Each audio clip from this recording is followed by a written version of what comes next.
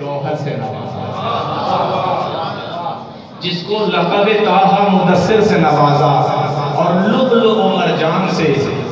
گوہر سے نوازا،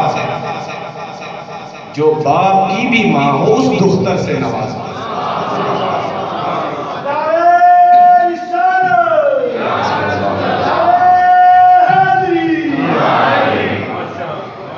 جو باپ کی بھی ماں ہو اس دختر سے نوازا،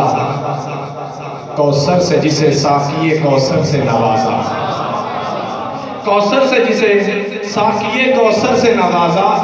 ایسے ہی ان کا ذکر کلام خدا میں ہے اور اتنا ہی خاندان حدیث کسا ہے،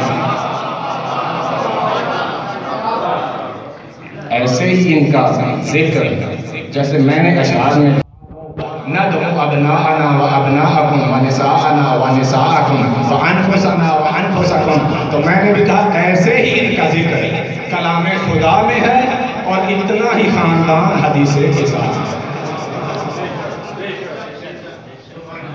درینہ اعتراض ہے حنفیوں کہ یہ شان رسالت بیان نہیں کرتے،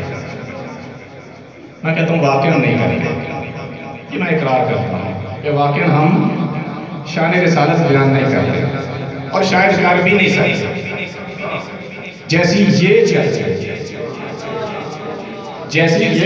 ہیں یا جیسی یہ کرتے ہیں ہم بیان کر بھی نہیں سکتے۔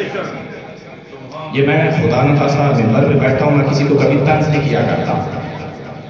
دیکھیے بھائی بھائی ہوتے ہیں،